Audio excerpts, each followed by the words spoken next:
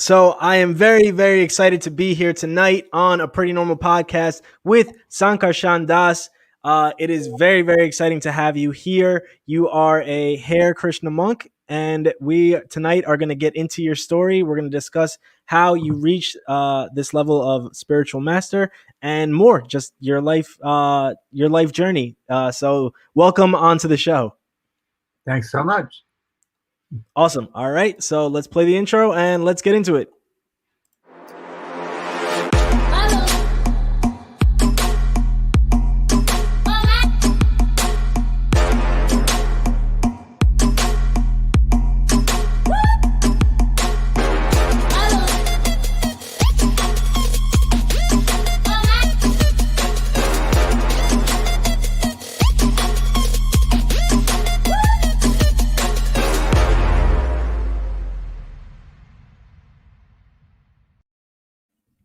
Welcome, everyone, to a Pretty Normal podcast. We are now streaming the show live on Facebook and YouTube. I am joined here by Sankarshan Das, and it is a pleasure to have you on the show. Welcome. Please tell me about your life story.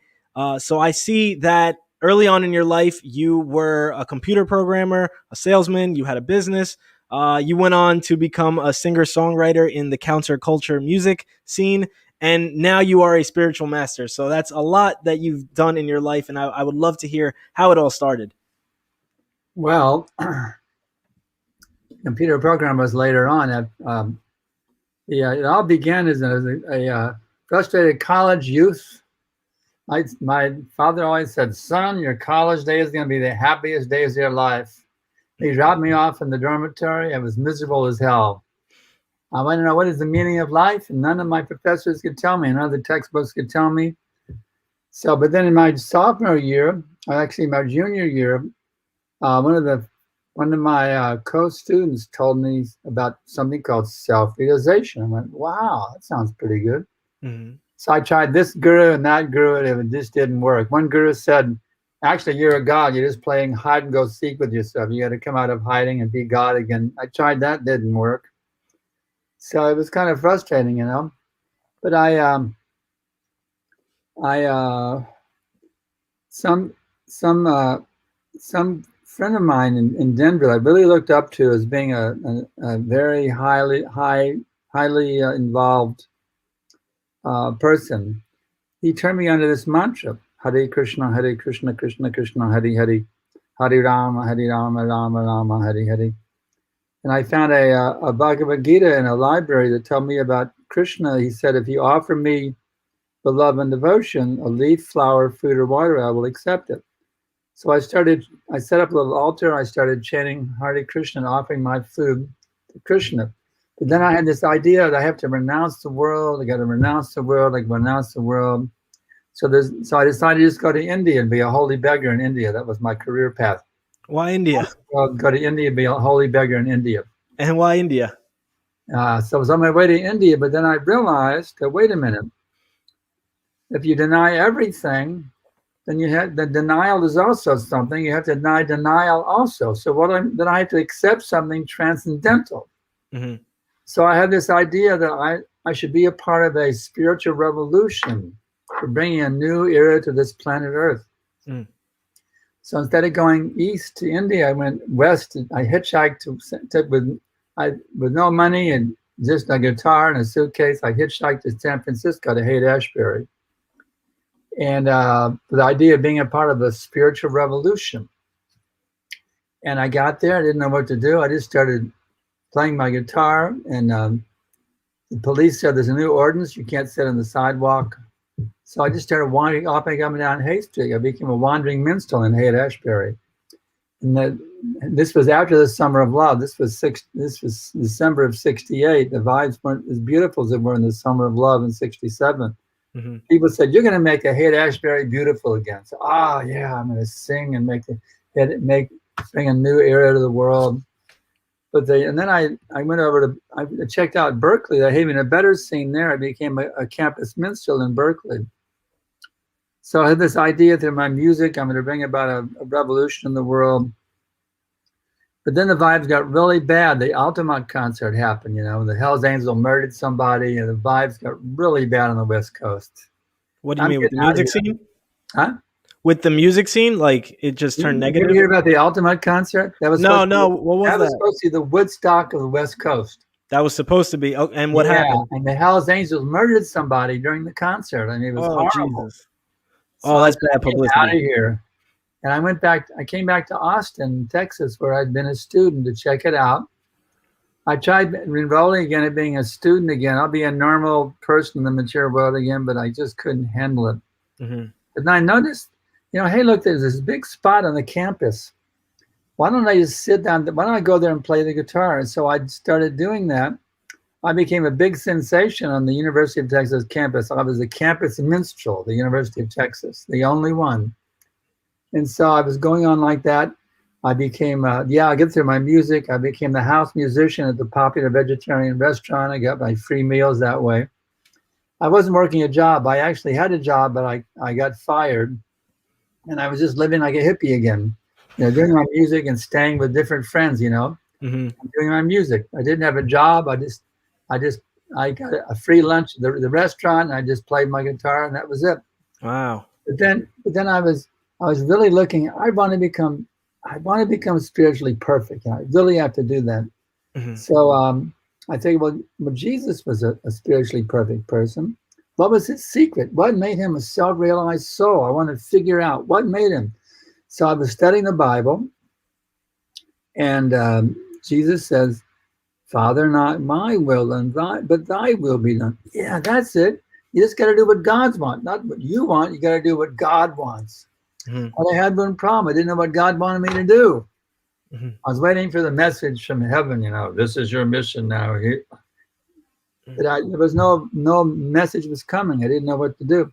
Mm-hmm. I was doing a gig at a vegetarian co-op. Up there singing and playing. It was kind of depressing for my musician's ego. Only one little girl in the audience. Wow. Only one little kid. That was the whole audience. But Oh, man. It was an amazing thing. Mm-hmm. Because after I sang this song, the little girl came up to me and she said, "Don't worry. God can hear you."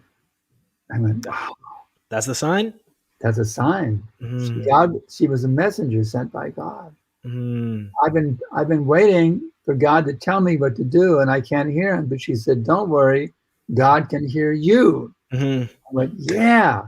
So now instead of waiting for the message, I just got to start asking him, "Dear God, please guide me how I can become your perfect servant." That was my new mantra. I studied the Bible every day, and "Dear God, please guide me how I can be your perfect servant." And then one day there was a knock on the door. I was staying at my friend Mike's. His friend Margaret from down the street, she said, "There's a Hare Krishna Swami in town. He'll be at my apartment in 1 hour." So I went there and checked it out. This great Swami named Vishnu Jana Swami. Mm-hmm. Let's see, yeah. Who was that? Vishnu Jana Swami. Mm-hmm. And I went there and I checked out his lectures, and wow, this was really something. He was really teaching the science of how one can become a perfect lover of God. Mm-hmm. So I said, yeah. And then at that time, George Harrison had come out with My Sweet Lord, right? So that's it. Yeah, I'm going to write Krishna conscious songs like George. Yeah, Krishna conscious songs. That's my whole idea. You're saying Krishna or Christian? Krishna. I'm going to write Krishna conscious Can you explain songs. what that is? Like Krishna, Hari? Well, Krishna is a name for God in Sanskrit. You ever heard that song "My Sweet Lord" by George Harrison, right? I don't think so.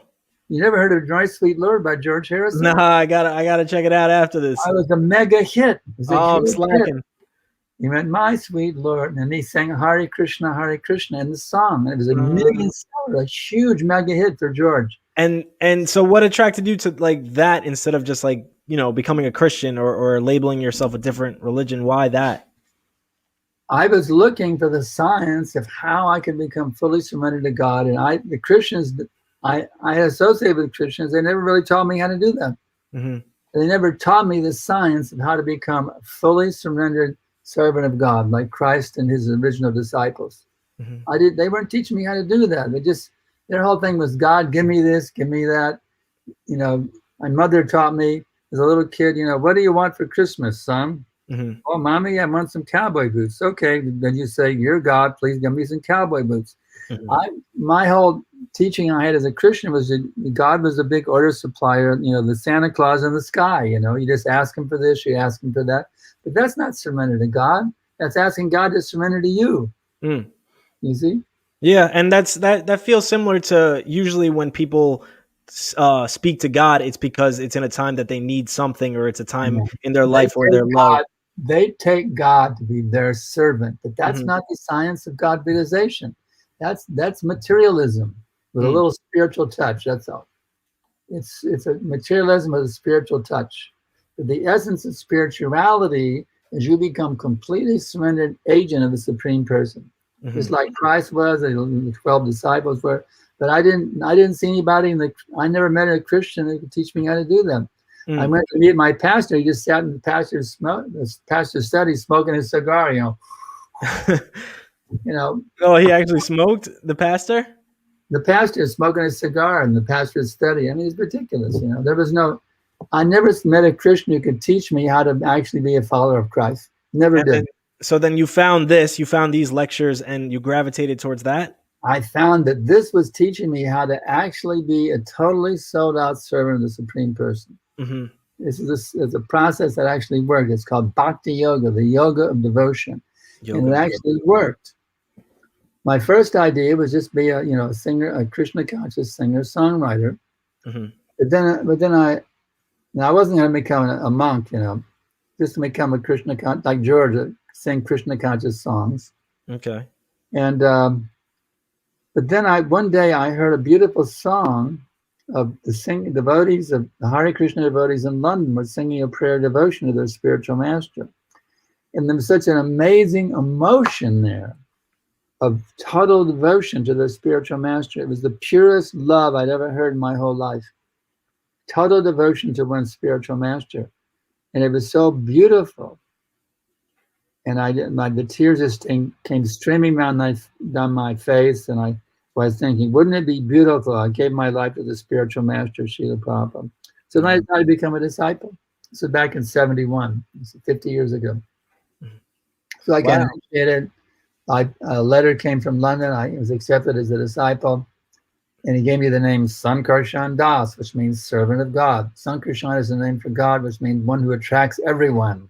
Sankarshan, Karshan means attract, and Sankarshan means all. Attract, one who attracts everyone. So I'm the servant of that person who attracts everyone.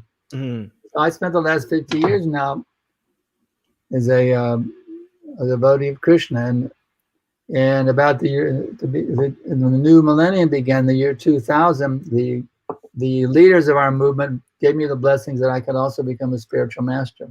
Wow. And what does that entail, to become a spiritual master?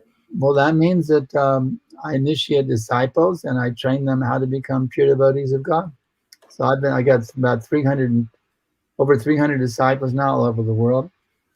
In my e-course, I have almost 30,000 people signed up in my e-course.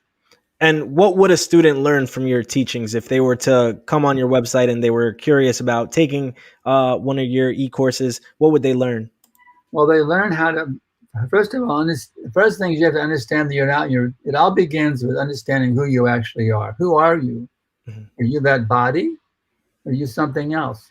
Mm-hmm. You see, in this material world, we're trained to think that I'm the body. Mm-hmm. As soon as they come out of the room, oh, it's a boy, it's a girl. See, we're immediately trained to identify with our material bodies. Mm-hmm. But the body's in a state of constant flux, just like water flowing through a river. The chemicals are flowing in and out. Your body is just like a riverbed. The chemicals are flowing through it constantly. The constant flux of chemicals. Mm-hmm. But what is that constant factor, you see? That constant factor is the actual self. You are sitting, that body is not you. You're actually a spiritual being sitting inside the material body. Mm-hmm. And you've had millions of bodies before this one. And you're going to have many, many births after this, as long as you remain in material consciousness. Mm-hmm. But when you revive that original loving relationship with God, the Supreme Person, mm-hmm. then you no longer, when you leave this body, you don't take another material body. You go back to your original spiritual form in the spiritual world, eternal youth. You don't get sick. You don't get old, you don't die, you don't have to worry about making money. You live in a beautiful spiritual world as a servant of the Supreme Person, and an eternal loving relationship, a gigantic, beautiful festival that goes on. Everybody's young forever. That's what, So do you think we reincarnate, or what is your idea of the absolutely. afterlife? We're actually reincarnating every minute. Your body is, the body you have now is not the same body you had yesterday. The chemicals are always changing. You're actually, you don't have the same body you had when we began this interview. But in the sense of I guess the more traditional how people would think of reincarnation, that after you die you become a different person. Is that what you also believe? It's not a belief, it's a science. There's a science to it. So could you explain the science to The that? fact is, when you leave this body, you'll take another body according to your mentality at the time of death. If you really, but according to your mentality, if you haven't, nowadays people have animalistic mentalities. The human beings are living like animals, so they're going to become animals in the next birth. Most human beings will take animal births in the next lifetime. That's where most people are going. They have a saying, going to the modern. So the world is going to the dog. It's literally happening. People are taking birth as dogs in the next life. Many people are dogs. And so what makes you so like committed to believing this? Like It's what? not a belief. One actually realizes the truth of his identity So beyond. how do you realize that? Because look, I don't know. I don't really know if I believe in it yet, but I want to know what it makes you like. What is the truth Well, to it? actually, you by chanting the Hare Krishna mantra, Hare Krishna, Krishna Krishna, Hare Hare, Hare Rama, Rama Rama, Hare Hare. You actually can experience your transcendental identity, your transcendental existence beyond your material body. It's something you actually experience. It's not a belief, it's something you experience. Mhm. It's like you can experience a movie or a meal at a restaurant. By chanting Hare Krishna, you can actually experience your transcendental identity beyond your material body. You actually taste it, you live in it, you feel it. I want to experience that. And is that something that you would, if you took one of your e-courses, you would work on? Actually, you can do it yourself. Just chant. You can Just chant it. just take this. Just sit down and go Hare Krishna, Krishna Krishna, Hare Hare, Hare Rama, Rama Rama, Hare. You do it for 5 or 10 minutes and see what happens to your consciousness. See where it takes you. I'm gonna try that. The only thing is, I'm so bad at. Huh? Oh no, sorry. I'm just bad at clearing my mind. Like I'm really, really bad at meditating. That's why, like, I'm not good at it because I have so many thoughts going on. And I'm so bad at it. People don't teach. People who teach meditation don't know what they're talking about. They don't know the actual art of meditation. That's the problem. I also got initiated by Maharishi Mahesh Yogi. And they were going, ang, ang, ang. It didn't work, you know. So, what is the actual way to meditate? The key is the mantra. The mantra is this. The Hare Krishna mantra is the recommended meditation for this age in the Vedic scriptures. This mantra is a sound incarnation. God himself is manifest in these sound vibrations. So if you're directly contacting God, just like you can meet God face to face, eye to eye, just like you and I are meeting face to face, eye to eye right now via the internet. Mm-hmm. So this mantra also brings you into face-to-face meeting with God himself. Hare Krishna, Krishna Krishna, Hare Hare, Hare Rama, Rama Rama, Hare Hare. If you just go deep into that mantra, actually you connect directly with God himself and you experience your transcendental identity beyond your temporary material body. I'm gonna definitely try that. We have a question in the comments. Somebody says, "What are the obstacles and steps of becoming an actual monk?" Shout out Rem Flazi for asking that question. You don't have to become a monk. You can do this. Other than, I think he's just asking in general if somebody were to want to become a monk, not to do the Hare Krishna. You don't have to become a monk to be Krishna conscious. I mean, you can be a politician, a businessman, a restaurant owner. You can be a computer programmer. You can do all those things. At the same time, you practice Krishna consciousness. I mean, my students are not monks. Very few of them are monks. Most of them are, they're computer programmers. They're business owners. I have one of my students owns a radio station in Europe. He has it's called European Hit Radio. That's what he does. He chants Hare Krishna. So we teach you how to, whatever your present occupation is, how to tune into your spiritual identity, become perfect. Being a monk is one occupation. You don't have to become a monk. And so I was also listening to some of your music. What is the world peace formula that you speak of in your music? Well, that's Have you heard the song? Yes. Yeah, that it's actually based on a verse from the Bhagavad Gita. Krishna says, if you know one who knows me as the owner of everything, the enjoyer of everything, and the best friend of all living beings, you can achieve peace.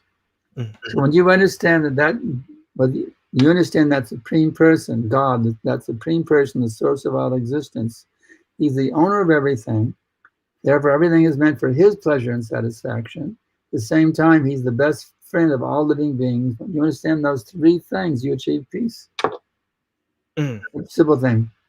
And we need that just on a global scale. Absolutely. If people will take these teachings that I'm giving, the whole world will become like a paradise. So I'm trying to convince these rascal leaders to become Krishna conscious. And so to be Krishna conscious, you could be any religion. It does not matter because it's still by Krishna conscious, you become a perfect Christian, a perfect Jew, a perfect Muslim, a perfect Sikh, a perfect Jain, a perfect Buddhist. Whatever you're into, you stay into it. But now we'll teach you how to become a perfect Christian, a perfect Buddhist, a perfect Jain, perfect Sikh, a perfect Muslim, etc. So all of these different religions, if they have a different belief on if they are not monolithic, does it still work? Like, is there just one God? And if so, why is there like so many different religions?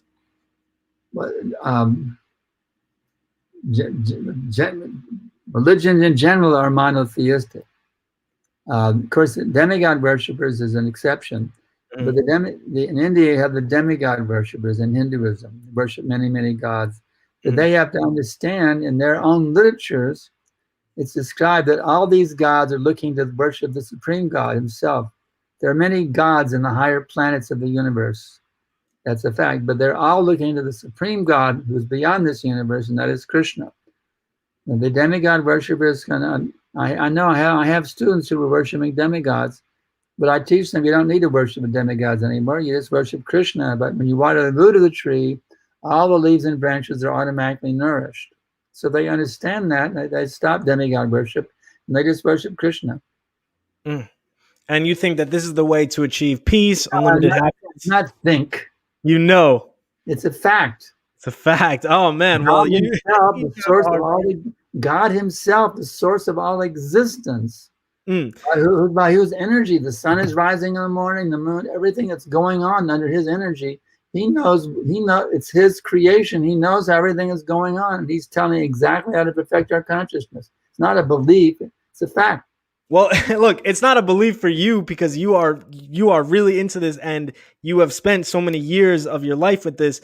For somebody like me or somebody on the street who just happens to walk into you and you're trying, you have to experience it yourself. Just try it. Exactly. So you take some belief. You have to understand the science, study the science, just like chemistry is a science, right? If I tell you that H2O equals water and you say, well, they want me to believe that H2O equals water? No, that is a fact. That would be science, yes. Proven. Like you can actually prove that. You can actually, and I was a kid in high school, in chemistry, they said, students, H2O equals water, and now we'll go to the laboratory down the hall, and you're going to do it. You're going to take 2 parts of hydrogen, H2O, 2 parts of hydrogen and 1 part of oxygen, and you're going to make water in your test tube, and I did it. So they told me the science, I practiced it, and I had water in my test tube. So Krishna consciousness is a science. We tell you you're not your body, you're a spiritual being, qualitatively one with the supreme person. And we show you how to do it, and now you actually get water in your test tube. You actually experience it. So it's not it's a science. It's not a belief. It's a science. And so these e-courses are on your website, right? Anybody who wants to experience this themselves, they can go there, and they don't need your e-course, right? They can do it themselves. It's free of charge. We're not into making money like all these rascal so-called gurus trying to make money off of you. We're simply giving a service. I don't make 1 penny. I got. Of course, people donate money, because they appreciate what I'm doing, but no, we don't charge anything. Join www.joincourse.com will get you tuned in. I'll train you how to become a spiritually perfect being, and you'll actually experience God. You'll actually experience your transcendental identity, and you become an empowered agent to bring a new era of love and peace to this planet. And I think personally experiencing it is what everyone needs. So another question, I saw one of your videos on YouTube where you talked about bodily misidentification. Can you elaborate on what that is? Yeah, everybody's thinking I'm the body. I'm white, I'm black, I'm American, I'm Russian. Then we fight. We all fight on the basis of bodily identification. Mm-hmm. Bodily identification is the cause of all the conflicts in the world. You see, white versus black, et cetera, et cetera, et cetera. Male versus female, all American versus Russian. It's all bodily consciousness. Mm-hmm. We have to get all this bodily consciousness. All the wars are based on bodily consciousness. We have to get all this bodily consciousness platform and realize our spiritual identity is qualitatively one with that supreme person is the source of all existence. So yeah, I think what you're saying is essentially we divide ourselves up.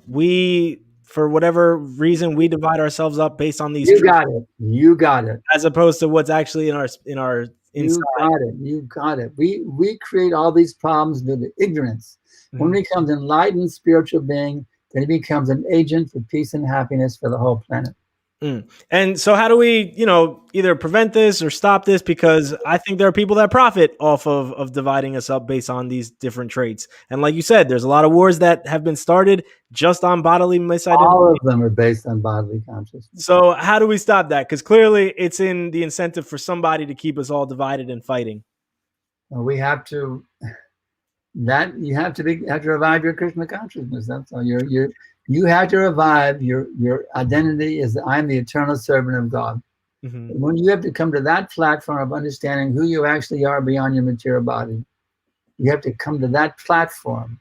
Mm-hmm. And when you do that, you become completely peaceful and happy, and you become empowered to bring a new era to this planet.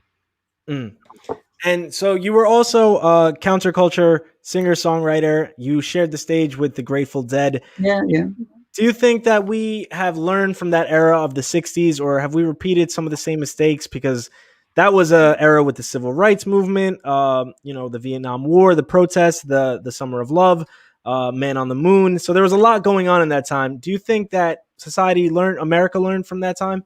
Well, that's when Krishna consciousness came to America also. That's when Krishna came to America at the same time. That's Hare Krishna. That's the same time. It's a very special year. That's when our guru Prabhupada came from India to America in the 60s. In 1966, our movement was started in New York, and then it went to San Francisco, and then it took off like a rocket and went all over the world. Yeah, that era. That's when the Beatles got into it also, George Harrison. And do you think America learned from that time period? There's a lot of good came out of it. Some bad came out of it also. What's the bad? What do you think the bad is? Well, the whole thing is like a sexual freedom movement, for example. You think that's bad?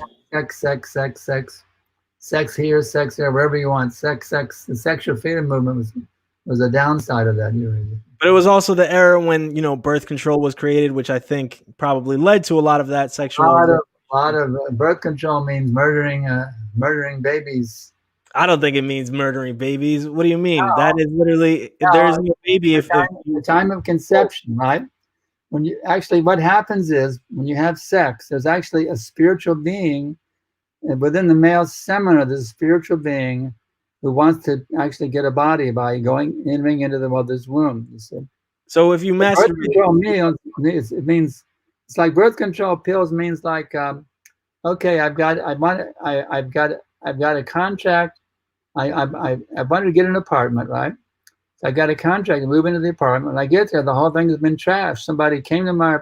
Someone came to the apartment and they trashed my apartment, so I can't move into it. I don't understand that analogy. What do you mean? What is the apartment? The apartment is the spiritual being is in the male semina. He enters into the mother's womb to get his material body developed. Okay, so when you masturbate, are you the body because the whole thing has been messed up by chemicals. He can't develop a body.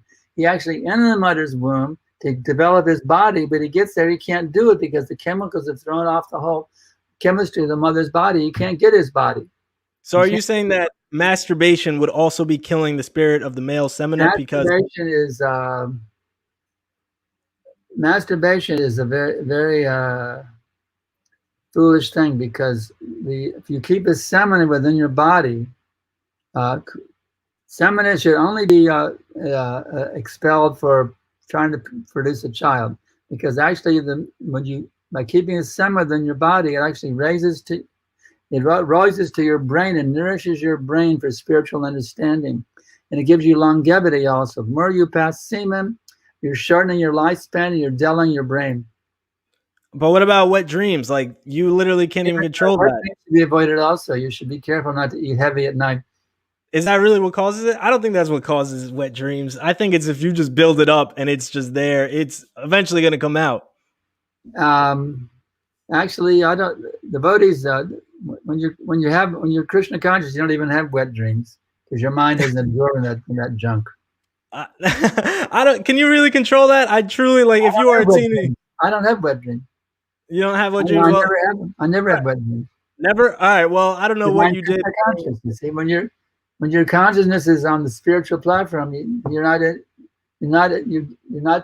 give up sexual inclinations. You're not in it.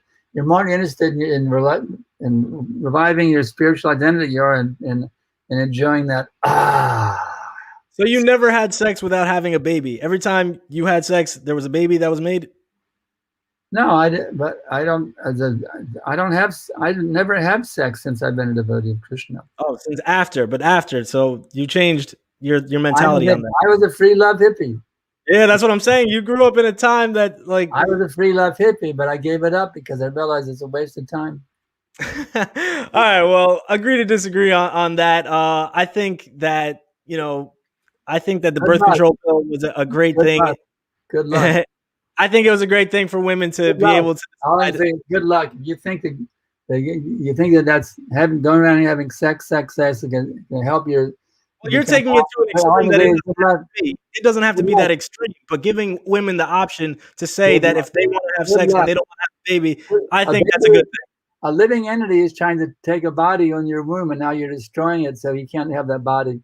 Well, you also seem to not agree with masturbation, and I don't know. That's not the society I want to live in, but we can agree to disagree. It's a very unhealthy thing to do. It's very, I think science literally says that it is a healthy thing to release and to do that. Pull that up. Very, very unhealthy. I think science, we were talking about science. Science has said that masturbation is healthy. I don't know what the hell they're talking about. Those rascals don't know what the hell they're talking about. Whoa. Before you were saying that it was a science and that there's a way to believe it because they don't know what the hell they're talking about. Now they don't know what they're talking about. Good. They tell me the same thing. The doctors told me the same thing. It's nonsense. Completely nonsense. And so you don't believe any of the studies? They've lost their brains because they passed too much semen. This doesn't make sense. So the doctors told you something that was misinformation because they were brainwashed by masturbating. They pass too much semen, so they think it's good to pass semen. Before you were just saying that this could be broken down to a science, and you were literally touting how it can be. It actually is a Vedic science, yeah. No, not a Vedic science. Medical science is Ayurveda. It goes back thousands of years. This is according to the original medical science on this planet. All right. Well, anyways, I'll let people decide for themselves whether they disagree or agree with masturbation as killing a you think masturbation is going to make you happy? Good luck. Nobody's saying it's going to make you happy. Nobody ever became happy by masturbating. Nobody ever became happy by masturbating. How do you know that? Nobody. How do you know that? It's a fact. That's not a fact. That's definitely not a fact. Science. It's just an agitation of the senses. There's a temporary pleasure. That's a fact. So you think everything should be devoted towards God, no other pleasures in life? What is the result? What do you mean? The result, they're basing. Masturbation means you're trying to get your pleasure by gratifying your material senses, but your material senses is not you. That's the foolishness. That body is not you. Those material senses are not you. If you base your happiness on material sense gratification, you're actually missing the actual happiness of the spiritual being within, which is eternal. Look, you're going for some temporary pleasure, which is here today and gone tomorrow, and you can never find lasting satisfaction. You can't masturbate 24 hours a day. It's only for No, seconds. but nobody's saying that. Nobody is arguing that you're going to masturbate 24 hours a day. We're saying that it's not wrong. They are basing their happiness on a false principle. You are not that material body. As long as you base your happiness on your material body, you're putting yourself into a miserable condition. But you agree that you do agree that we should take care of our bodies, right? While we're here on this earth, we should take care of them. We should eat healthy. That's why masturbation is not healthy. Well, it is. It weakens your body becomes more subject to disease, and you lose your intelligence the more you masturbate. Okay, we can look this up, but what we're saying here is you got to take care of the body that you're in, that your spirit is in while you're here on this earth. You got to eat healthy. Literally, we're going to pull this up. Scientists have said that masturbation is healthy. So to do that, what they're talking about. 24 hours. What they're talking about. They masturbated too much. All scientists they masturbated too much. They don't know what they're talking about. They masturbated too much. I've never heard that before, but so it's good you heard it, because you should start thinking. You should try it instead of masturbating. Try chanting Hare Krishna and see what it does for your consciousness. All right. Next time you want to masturbate, people can do both. That's what I'm saying. People can do both. No, it's like why? It's Krishna consciousness means you're detaching yourself from your material senses and you're reviving your vision of spiritual identity. So you can't unnecessarily gratify your material senses is pulling you back into bodily consciousness. You have to get out of bodily consciousness if you want to revive your spiritual identity. You can't do both at the same time. So what about getting a massage, going to a spa, getting a massage after a tiresome week of work, tension in what about acupuncture? What about anything else that literally benefits your body? That's all right. Why is that all right? Masturbation makes you brings early death and takes away your intelligence. Hold on. No, where did you read that it brings early death? Ayurvedic science. Where is that? We can look this up. The original medical science on this planet, going back thousands of years, the Ayurvedic science. Masturbation causes early death. If I put this in on Google, will I find answers? It makes you subject to disease and it takes away your intelligence. It's a fact. Okay, so if I put all that into Google, I will find results on that. Good luck. Good luck finding it, or good luck what? You take Google as your guru, good luck. Okay, how do I find what you are literally citing right now? That's what I need to know. How do I find where you cited this from? You can study the Vedic literature. It's very simple. Bhagavad Gita. You go on my e-course, you get all the references you need. Okay, that is an answer for me. There we go. That's an answer. Wisdom. Study the ancient Vedic wisdom. I need to find that though. Google literally just takes me to that. Google is not my guru. It just takes me to that. I need to get to there. Right? To find it, I need to somehow put it into some type of search engine. It's not about the guru. It's just about finding it. But anyway. Go to joincourse.com and ask, and I'll give you all the references. Just go to joincourse.com and send me an email. Or you can send me an email, sd@worldleader.com. Okay. Send me an email, sd@worldleader.com. It's my email address, sd@worldleader.com. And I'll give you all the references. I don't have everything memorized. I'm not a walking encyclopedia. But no, you don't need to be a walking. I don't have all kinds of internet addresses on the tip of my tongue. I'm not a walking encyclopedia. But if you email me at sd@worldleader.com, I'll give you all the references you need. sd@worldleader.com. Okay, yeah, because we need to see that. Like, those are pretty big, hefty claims saying that masturbation causes early death and it's not healthy for you. And I'll give you all the references. Send an email. I'll give you all the links.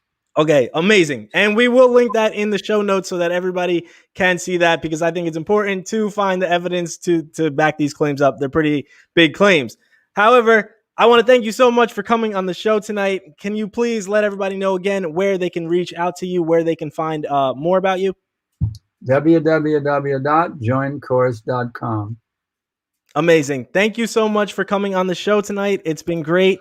Do you have any last words? Yeah, chant Hare Krishna and be happy. Hare Krishna, Krishna Krishna, Hare Hare, Hare Rama, Rama Rama. It's better than sex, better than masturbation.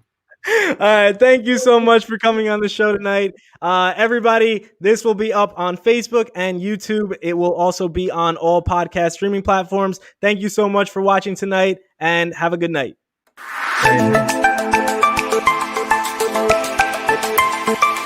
Did it work? Hold on. What's going on?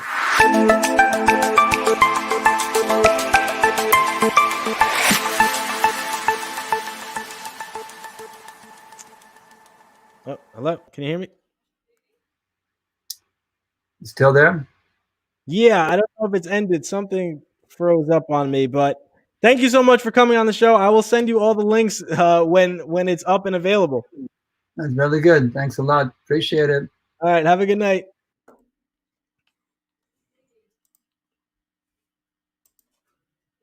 Am I still up? Hold on. It seems like I'm still here, though.